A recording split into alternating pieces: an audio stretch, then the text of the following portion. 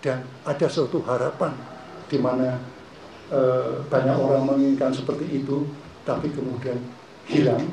Dan tidak hanya hilang seperti itu saja, tetapi dengan cara yang sangat misterius, membuat kami itu sangat berduka. Kami tidak bisa membayangkan bahwa anak kami meninggal dengan cara yang seperti itu. Apa dosa anak saya seperti itu? Apa dosa kami? Tapi untunglah kami kemudian bisa bahwa segala sesuatu ada yang maha pengatur, dan suatu saat akan ada suatu hal kebenaran yang muncul. Kami merasa bahwa ada banyak hal di mana kami tidak perjuangkan, tetapi kami mendapatkan hal kebaikan. Sekarang sedang kami diuji bahwa ada sesuatu yang kami merasa tidak melakukan hal yang buruk, tetapi kemudian ada hal buruk yang terjadi pada keluarga kami. Itulah mengapa kemudian kami keep silent. Kita mencoba tetap diam, kemudian merenung-renung untuk itu sampai kami selalu rutin. Saya menemani istri saya, kami bergantian. Kadang-kadang dia yang tegar, saya yang terpuruk. Kadang-kadang dia yang terpuruk, saya pas tegar, atau pas terpuruk bareng juga. Itulah yang kami bilang itu. Jadi itu yang bisa saya sampaikan. Jadi Daru adalah bagi saya adalah anak yang saya sayangi, dan dia sayang kepada kedua orang tuanya, mom and dad. Jadi cucu saya memanggil saya eyang dad, memanggil istri saya eyang mom. Jadi itu adalah suatu keluarga yang saya merasa sangat membahagiakan bagi saya dan istri saya. Tapi tiba-tiba itu kami terhempas dan harus dengan cara yang seperti itu, dan dengan adanya media sosial seperti itu, kemudian saya tidak bisa membedakan dia bercerita berdasarkan fakta atau imajinasinya, ataukah ada suatu tujuan tertentu atau hanya iseng saja. Kami tidak tahu, tapi itu sungguh menyakitkan. Sungguh menyakitkan. Ada hal yang kemudian seolah-olah kami disudutkan hal-hal yang negatif untuk itu. Padahal saya kebetulan bekerja, saya dulu pada waktu menjadi dosen, dan saya juga menjadi staf dan pernah menjadi kepala pusat di lingkungan hidup. Ketemu banyak profesi di situ, saya terlalu sombong barangkali. Profesi saya itu adalah paling minimum risiko. Risiko jadi dosen itu apa? Nggak ada. Kalau dia salah ngomong di depan kelas, sorry ya, minggu kemarin salah, ini saya koreksi, beres. Tapi teman-teman saya yang ada di birokrasi, salah ngomong, dia akan jadi masalah. Gitu. Jadi hidup saya memang tidak begitu tense, tapi pada akhir ini ternyata harus menerima tekanan yang sangat berat. Itu Bapak Ibu sekalian, apa yang bisa ceritakan tentang anak saya. Dia adalah pribadi yang mandiri, meskipun anak tunggal, dia tidak pernah takut terhadap gelap, berjalan sendiri, atau kemudian dia harus berjuang sendiri. Dia juga bertanggung jawab terhadap kehidupannya dan kehidupan keluarganya, kehidupan bapak ibunya. Dia selalu dengan ibunya sakit, selalu malam, how are you mom? Dia selalu setiap malam dia akan menanyakan kondisi ibunya. Itulah yang bisa saya sampaikan, dan saya kemudian juga senang ternyata Daru juga bisa berinteraksi dengan teman-temannya dengan baik. Karena saya dulu terbiasa dengan contoh saya kuliah di Kanada, biasanya diundang oleh dosen, mahasiswa kumpul di rumah, kami juga seperti itu. Maka kemudian pada waktu Daru kuliah juga teman-temannya saya tahu semua. Sekarang ada yang jadi ketua departemen HI di sini dan sebagainya, semua menjadi anak-anak kami di situ. Dan dia juga menjadi kebanggaan bagi alumninya, angkatannya, bahwa dia hanya beberapa saja yang bisa masuk ke Kemenang. Jadi itu ada anak yang membanggakan kepada kami. Dia tidak pernah punya masalah dengan siapapun, baik itu kepada orang tuanya, kepada saudaranya, kepada teman-teman. Semua akan mengatakan bahwa dia adalah pribadi yang begitu. Baik, terima kasih Pak Subaryono yang sudah menceritakan tentang almarhum. Dan yang membuat kami prihatin bahwa almarhum sudah mempersiapkan sedemikian rupa kepindahan ke Finlandia, bahkan sudah mengurus paspor bagi istrinya, bagi anak-anaknya, bagi orang tuanya, bagi mertuanya, bahkan sudah membeli tiket untuk berangkat ke Finlandia. Dan menurut citra keluarga, semalam kami bertemu dengan keluarga dari almarhum Daru, mereka semua dalam keadaan happy atau bahagia. Bahkan Daru sendiri pun dalam keadaan happy. Sehingga persiapan-persiapan itu untuk menuju Finlandia sudah sedemikian kompletnya. Nah, yang menjadi pertanyaan bagi kami, ketika terjadi peristiwa misteri meninggalnya almarhum, ada pernyataan-pernyataan yang sungguh menyudutkan almarhum. Bahkan dibilang depresi, bunuh diri. Bagaimana seorang yang dalam keadaan happy mendapat promosi jabatan, yang sudah mempersiapkan segala sesuatu untuk anak-anaknya sekolah di Finlandia, untuk istrinya dibawa, mertuanya dibawa, orang tuanya dibawa. Masa dia meninggalkan semua hal yang dia sudah persiapkan dengan bunuh diri? Sungguh nggak logis. Tidak masuk dalam logika akal sehat atau logika yang waras. Itu pertama. Yang kedua, anak-anak almarhum itu masih kecil-kecil. Satu usia, satu kelas 5 SD, satu kelas 1 SMP, kelas 2 SMP. Dan mereka sangat berharap mendapat pendidikan yang baik di Finlandia. Dan sudah dipersiapkan oleh ayahanda almarhum. Nah, inilah menjadi misteri bagi kita semua. Dan kemudian berdasarkan hal-hal itu, keluarga menghubungi saya, menghubungi Mas Dwi Libranto, untuk kami bersedia menjadi penasihat hukum mereka, untuk membantu pihak keluarga mencari tahu, mengungkap misteri meninggalnya almarhum itu seperti apa sebenarnya. Dan kami bersedia untuk itu. Kami sepakat, kami akan bekerja sama dengan pihak kepolisian, penyelidik, dan segala informasi sekecil apapun, kami akan sharing informasi dengan pihak penyelidik. Bahkan perlu kami sampaikan bahwa pihak keluarga sudah memberikan berbagai macam informasi dan bukti yang ada pada mereka, baik kepada pihak penyelidik, Kompolnas, Komnas HAM, semua sudah diberikan oleh pihak keluarga, dari keterangan sampai apapun yang mereka ketahui dan mereka dapatkan. Tapi itu tidak dipertimbangkan sebagai suatu fakta bukti tentang pengungkapan misteri meninggalnya almarhum. Ini yang sangat kami sayangkan. Oleh karena itu, pada kesempatan ini, ketika kami ditunjuk menjadi penasihat hukumnya, kami akan berusaha semaksimal mungkin untuk bisa turut serta bersama keluarga untuk mengungkap misteri dari meninggalnya almarhum. Kenapa saya selalu mengatakan misteri?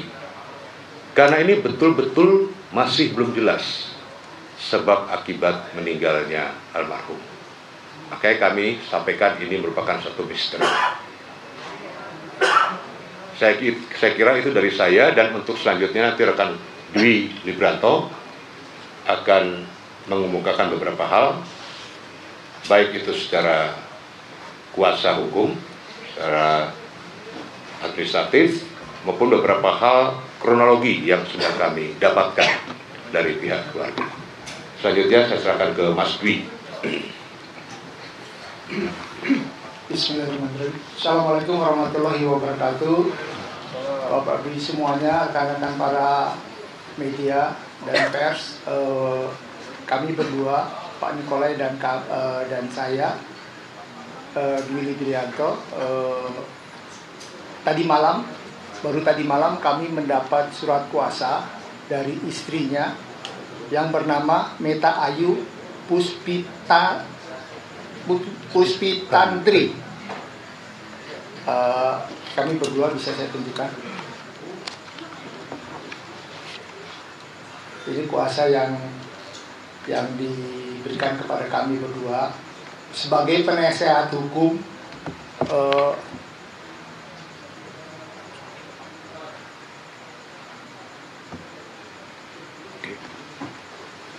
baik, jadi sebagai penasihat hukum terkait laporan polisi terhadap meninggalnya almarhum,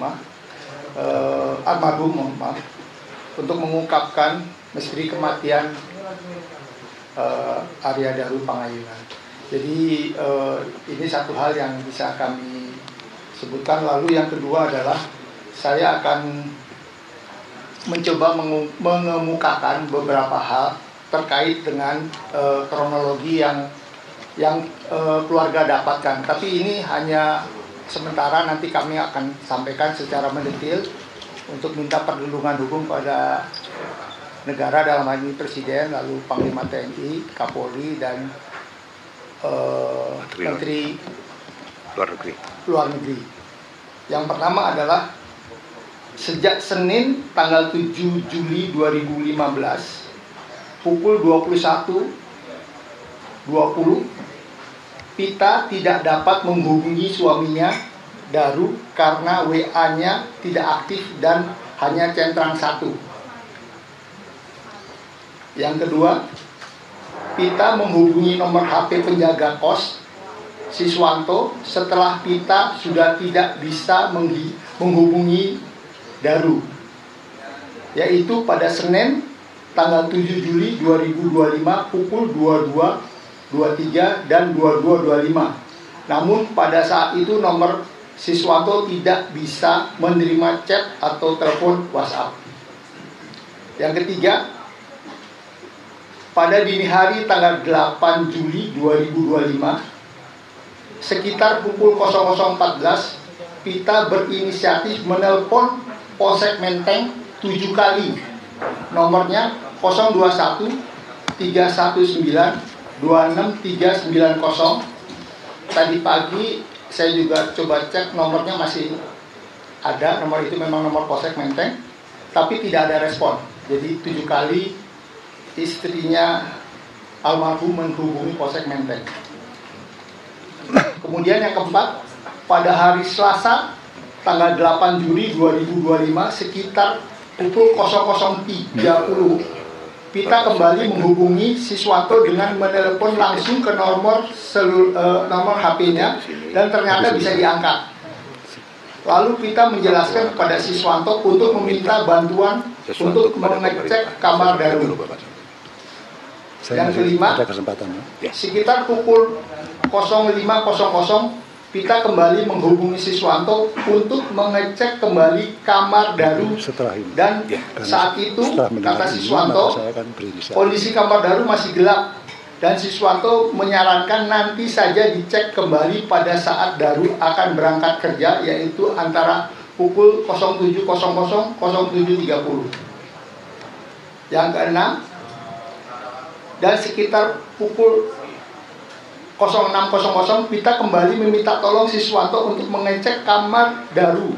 Lalu Siswanto mengirim pesan kepada saksi bahwa saksi maksudnya bahwa nanti pada saksi itu Pak Siswanto, bahwa nanti pukul 07.30 dicek karena nomor HP Daru ketika dihubungi Siswanto saat ini tidak aktif, sehingga akhirnya pada pukul 07.30 Siswanto akhir mengecek kamar Daru dan diketahui Daru sudah meninggal dunia di kamar kos nomor 105 Guest House Gondang Dia, Jalan Gondang Dia Kecil nomor 22, Kecamatan Menteng, Jakarta Pusat. Ada keterangan tambahan.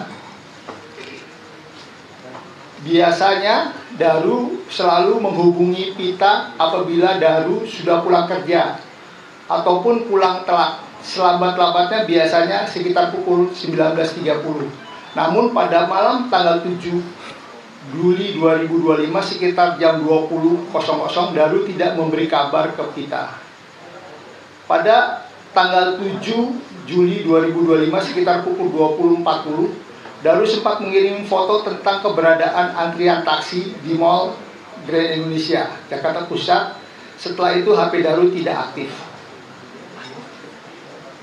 Yang ketiga, tidak ada permasalahan dalam rumah tangga yang sedang kami hadapi antara Daru dan Pita sebagai suami istri, dan tidak ada juga permasalahan dengan orang lain. Yang keempat, Pita mengetahui Daru sedang sakit kolesterol sejak sekitar 4-5 tahun ini. Yang kelima, adanya sakit kista ginjal pada Daru baru diketahui tanggal 3 Juli 2025 setelah dilakukan medical check up. Yang keenam, adanya sakit GERD Daru sejak 2 tahun yang lalu. Yang ketujuh, dari semua sakit tersebut Daru selalu mengeluh pada Pita tentang kesehatannya tersebut. Karena dampak dari sakit tersebut Daru sering kelelahan pada saat kerja dan juga pada hubungan intim suami istri. Permohonan, pihak kepolisian dapat memperhatikan semua rekaman CCTV yang diambil tanggal 20 di 20 titik. Yang kedua, permintaan salinan hasil otopsi lengkap. Yang ketiga, meminta presentasi gelar perkara lengkap yang dilakukan waktu itu pada tanggal 28 Juli 2025 dari kepolisian. Itu saja dari permohonan istrinya. Kami masih akan berkoordinasi lagi dengan para pihak yang terkait untuk mengungkapkan misteri kematian almarhum Arya Daru Pangayunan. Itu saja, Mas. Jadi itu beberapa hal, dan ada satu tambahan. Kami baru mendapatkan informasi dari istrinya, dari keluarganya, bahwa beberapa waktu yang lalu Instagram dari almarhum saat ini on, padahal dikatakan HP-nya hilang. Dan salah satu fakta lainnya adalah istri atau keluarga dari almarhum itu mencoba lagi mengirimkan pesan singkat lewat WhatsApp, dan itu centang 2. Berarti kan on kalau centang 2. Nah, ini menjadi misteri juga. Dikatakan HP-nya hilang. Tapi kok bisa ada on di Instagram dan centang 2? Nah, inilah hal-hal ini, salah satu beberapa hal yang perlu kita dalami bersama dengan penyelidik. Dan ada beberapa hal lain lagi yang kami akan minta konfirmasi itu kepada pihak penyelidik. Kami selaku penasihat hukum, kami juga merupakan bagian dari penegak hukum yang akan meminta konfirmasi secara jelas dari pihak penyelidik. Dan kami akan meminta agar kasus ini, bukan kasus misteri ini, dapat diungkap lagi secara terang-benderang tanpa ada tendensi apapun dan kepada siapapun, tetapi harus diungkap secara terang-benderang. Dan khususnya kami akan meminta kepada Mabes Polri untuk mengambil alih kasus ini, supaya Mabes Polri bisa lebih komprehensif dalam mengungkap misteri dari meninggalnya almarhum ini, sehingga ada kepastian hukum bagi keluarga, ada pemenuhan hak asasi manusia bagi keluarga dan bagi almarhum, dan ada pemenuhan kemanusiaan bagi almarhum dan keluarga almarhum. Untuk itu, mari kita mencoba lagi untuk bisa bersama-sama dengan berbagai informasi yang kami dapatkan untuk membuka misteri meninggalnya almarhum ini secara terang-benderang, sehingga tidak timbul tanda tanya apapun. Karena apa? Suatu ketika anak-anak almarhum yang saat ini masih kecil-kecil, mereka akan bertanya, di mana bapaknya? Kemana bapaknya? Apa yang terjadi kepada bapaknya? Dan pada kesempatan ini saya mengetuk hati para penegak hukum maupun pengambil kebijakan yang ada. Bagaimana kalau itu terjadi pada anakmu, pada adikmu, pada saudaramu? Kalau itu terjadi, apa yang kamu lakukan? Saya bicara selaku seorang yang sangat concern pada masalah hukum dan hak asasi manusia.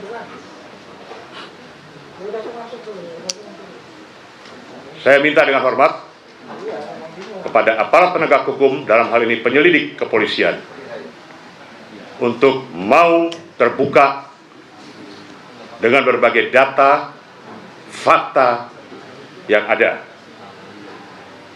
Tidak boleh ada satupun yang ditutup-tutupi. Ini sudah era transparansi.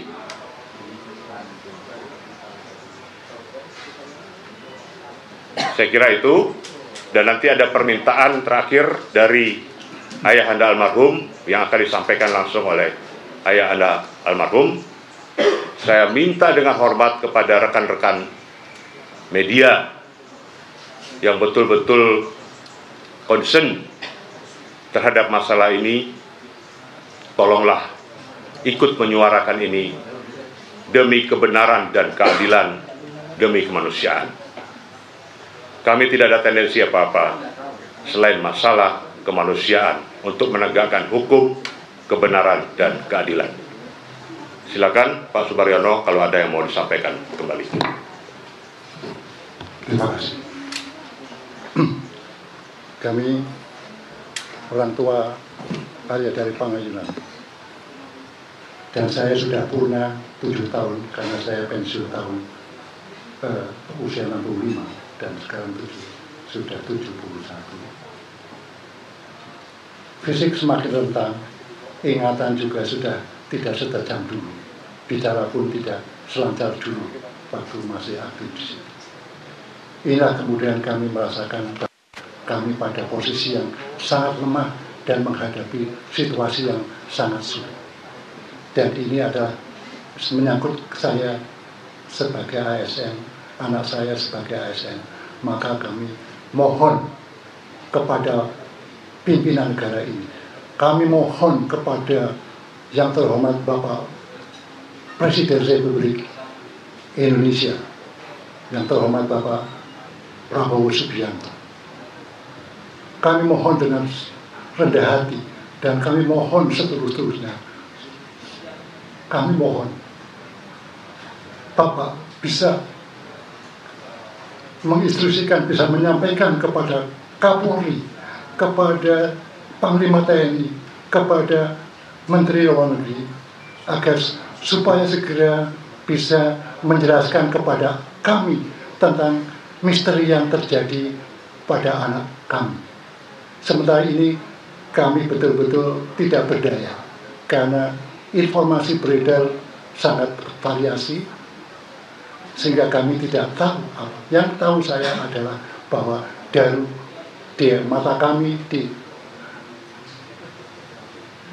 sepengetahuan kami adalah yang saya sampaikan tadi, Dia pribadi yang mandiri, yang bertanggung jawab dengan keluarga, dengan orang tuanya, dengan masyarakat, dan tentu saja dengan tempat dia bekerja. Jadi kami mohon kepada Bapak Presiden untuk segera bisa menginstruksikan kepada bapak-bapak yang kami sebut tadi, Kapolri terutama yang menangani masalah-masalah ini, kemudian Panglima TNI, kemudian Menteri Negeri di mana almarhum bekerja. Semoga misteri ini segera terungkap dan Daru dan keluarga mendapatkan keadilan apa yang terjadi yang saat sekarang ini masih menjadi misteri. Demikian, terima kasih atas perhatiannya. Wassalamualaikum warahmatullahi wabarakatuh. Baik, berikut mungkin ada pertanyaan dari rekan-rekan media. Silakan, kami batasi 3 orang dulu ya. Silakan, dari mana? Metro TV, siapa? Dan pemirsa, itulah pernyataan dan juga tanggapan atas kematian Arya Daru Pagayunan dari pihak keluarga, dalam hal ini ayah dan juga tim kuasa hukum keluarganya, yang menyayangkan bagaimana hasil dari penyelidikan atas kematian diplomat Kementerian Luar Negeri tersebut. Demikian Breaking News TV One pemirsa, saya Nadila Saleh, sampai jumpa.